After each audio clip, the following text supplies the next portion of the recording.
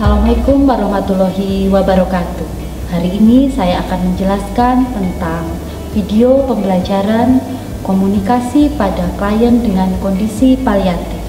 Sesuai dengan kasus yang tadi disampaikan, merupakan salah satu gambaran pasien dengan kondisi perawatan paliatif. Konsep komunikasi yang dilakukan oleh perawat adalah menggunakan komunikasi terapeutik.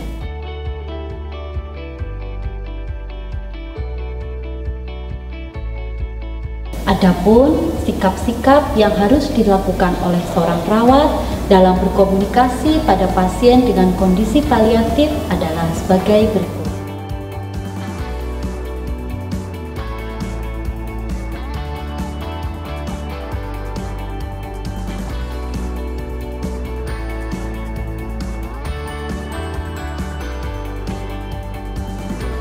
Untuk lebih jelasnya, marilah kita saksikan video tahap-tahap komunikasi terapeutik yang dilakukan oleh perawat pada pasien dengan kondisi paliatif sebagai berikut. Assalamualaikum. Tahap yang pertama adalah tahap orientasi. Di tahap ini yang dilakukan oleh perawat mengucapkan salam, perkenalan, menjelaskan maksud dan tujuan, melakukan evaluasi validasi dan kontrak. Sebelumnya perkenalkan diri dulu ya Pak. Saya perawat Ike yang hari ini bertugas sebagai perawat penanggung jawab Bapak.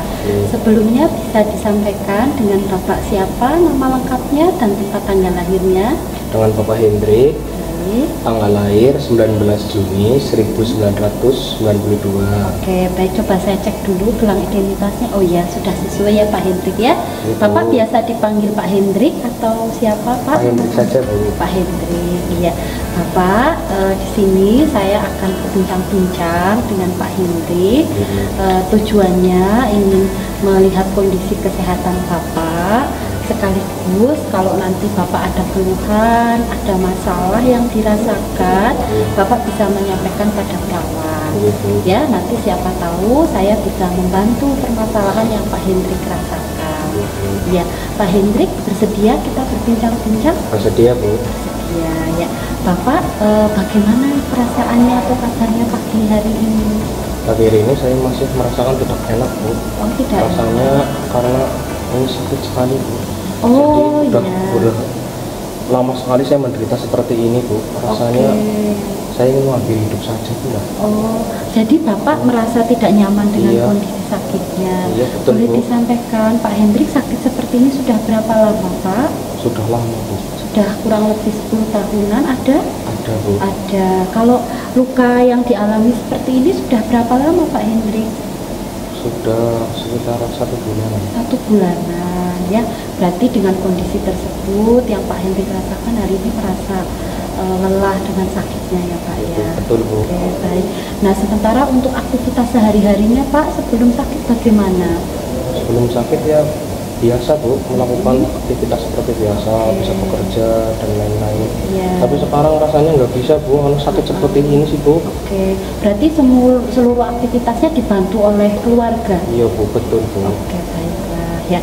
Selain ada perasaan tersebut, biasanya kalau Pak Hendrik mengalami merasa lelah, bahkan tadi sempat terucap ini bunuh diri aja. Bunuh diri aja Pak ya. Sering Pak itu disampaikan? Sering Bu. Sering. Biasanya apa yang coba Pak Hendrik lakukan untuk mengatasi hal tersebut? Untuk mengatasi hal tersebut saya langsung ambil air wudhu Bu. Oke, ambil air menenangkan diri. Ya. Terus yang dirasakan apa ketika mengambil air wudhu, menenangkan diri? Apakah merasa tenang? Sedikit tenang. Sedikit tenang ya. Baik, yang sudah Pak Hendrik lakukan sudah bagus ya Pak ya. Nah, tapi ada beberapa cara untuk bisa mengatasi keresahan yang Bapak alami. Nah, di sini saya akan berbincang-bincang dengan Pak Hendrik. Saya minta waktunya kurang lebih 10-15 menit. Pak Hendrik sudah nyaman posisi tidurannya di sini? Sudah Bu. Sudah, baik. Kita akan mendiskusikan tentang bagaimana caranya untuk mengatasi rasa lelah, kemudian merasa tidak berdaya, dan merasa ada keinginan untuk bunuh diri tadi. Ya, baik Pak Hendrik sudah siap ya? Sudah kita siap. mendiskusikan.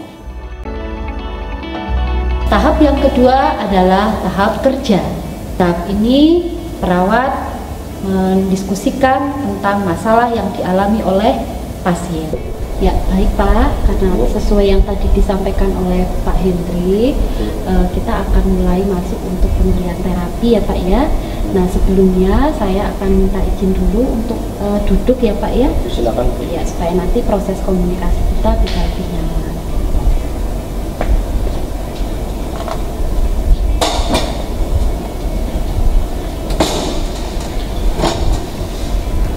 Baik Pak Hendrik, tadi mengacu dari yang Pak Hendrik sampaikan, ada beberapa keluhan ya yang Pak Hendrik rasakan.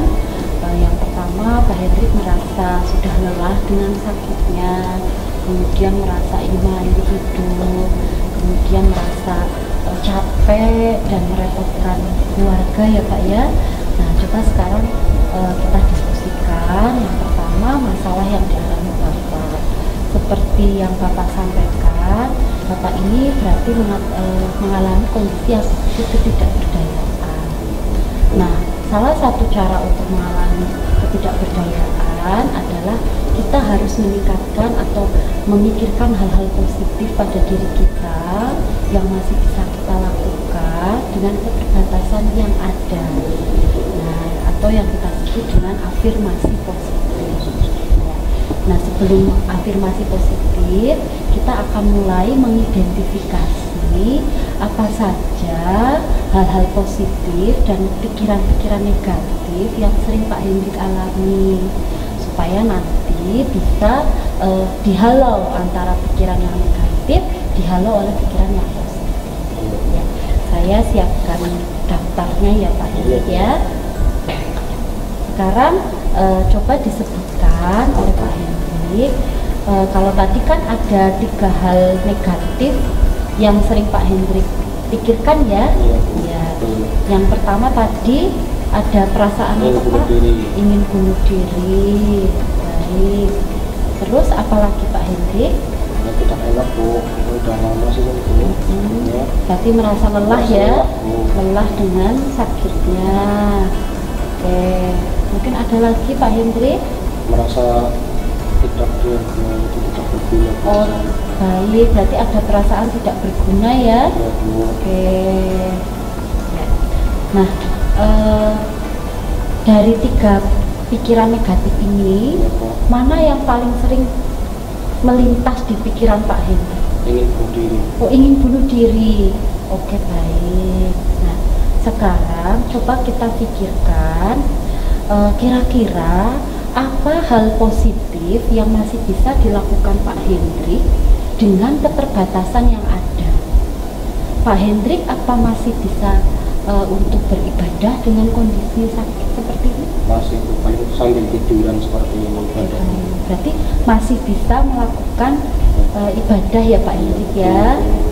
Baik. Terus apalagi Pak Hendrik? Apakah Pak Hendrik masih ditunggui keluarga atau keluarga masih menjenguk? Masih. Berarti keluarga masih ada support ya? Masih ada support dari keluarga. Oke. Terus kira-kira apa lagi Pak yang hal positif apa yang masih bisa dilakukan dengan keterbatasan Bapak? Lalu saya ingin di masa depan nanti bisa bersama keluarga terus. Oke, berarti Bapak masih ada keinginan untuk bisa sembuh ya? Oke. Nah, sekarang Pak, ternyata Pak Hendrik punya ada 3 pikiran positif ya Pak Hendrik ya. Karena tadi Pak Hendrik mengatakan pikiran negatifnya itu ingin bunuh diri, sering datang ya, jadi harus dikendalikan pikiran ingin bunuh diri. Pak Hendrik kan agamanya Islam Pak ya. Ya, menurut pendapat Pak Hendrik, kalau kita Muslim atau orang Islam kemudian ingin bunuh diri, bagaimana menurut Pak Hendrik? Apakah itu baik atau harusnya dihindari? Seharusnya itu dihindari karena tidak baik. Tidak baik ya. Oke, berarti kalau begitu untuk mengendalikan keinginan bunuh diri ini, Pak Hendrik bisa melakukan hal positif yang pertama, yaitu apa? Sholat, beribadah. Ya minimal bisa bisa membaca istighfar ketika perasaan atau pikiran itu datang. Jadi contohnya begini Pak, kalau tiba-tiba Pak Hendrik ada pikiran, aduh udahlah saya ingin bunuh diri saja, langsung Pak Hendrik katakan astagfirullahaladzim, saya mau sehat, saya mau segera sembuh, keluarga saya masih mendukung saya. Bisa seperti itu Pak Hendrik. Ya, coba sekarang dipraktekkan, seumpamanya Pak Hendrik tiba-tiba datang nih pikiran negatif ingin bunuh diri, kemudian Pak Hendrik mengungkapkan apa? Mengungkapkan istighfar. Coba dipraktekkan. Astagfirullah, saya masih ingin hidup, masih ingin sehat, masih ingin bertemu dengan keluarga saya. Seperti itu. Luar biasa. Supaya itu dilakukan terus menerus sampai pikiran negatif itu berkurang. Inilah yang disebut afirmasi positif. Mengendalikan pikiran negatif dengan pikiran positif. Tahap yang terakhir adalah tahap terminasi. Di tahap ini, perawat melakukan evaluasi subjektif, evaluasi objektif, rencana tindak lanjut, dan kontrak yang akan datang. Baik Pak Hendrik, kita sudah berbincang-bincang ya selama tadi sesuai dengan kesepakatannya 15 menit ya. Ya, bagaimana Pak Hendrik perasaannya setelah bincang-bincang dengan saya? Alhamdulillah sedikit lebih nyaman Bu perasaan saya. Oke, baik, alhamdulillah ada manfaatnya ya Pak. Ya, tadi kita sudah mendiskusikan tentang salah satu terapi untuk mengendalikan pikiran negatif Pak Hendrik ya. Masih ingat Pak namanya terapi apa? Terapi afirmasi positif ya. Caranya tadi bagaimana Pak? Ya dengan cara kalau ini muncul perasaan ingin bunuh diri, saya mengucapkan istighfar. Baik, luar biasa sekali ya Pak Hendrik. Nanti dipraktekkan sendiri ya Pak ya, diulang-ulang, dilakukan sampai Bapak merasa tenang. Kalau Bapak tenang, jadinya kan nanti akan mempercepat proses penyembuhan Bapak. Ya, oke. Karena ini sudah selesai, saya akan pamit karena saya ada kegiatan dengan pasien yang lain. Besok kita ketemu lagi di jam yang sama ya Pak ya, sekitar jam 10-an seperti ini. Ya, masih di ruangan Pak Hendrik ini ya. Besok kita akan mendiskusikan latihan ulang untuk pikiran negatif yang lain. Pak Hendrik bersedia besok bertemu lagi? Ya, baik, kami rasa seperti itu. Ada yang mau disampaikan dulu Pak? Semua cukup Bu. Ya, ya. Sekarang silakan Bapak bisa beristirahat.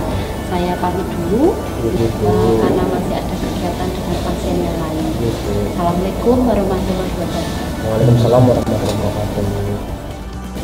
Demikianlah tahap-tahap komunikasi terapeutik yang dilakukan oleh perawat pada pasien dengan kondisi paliatif.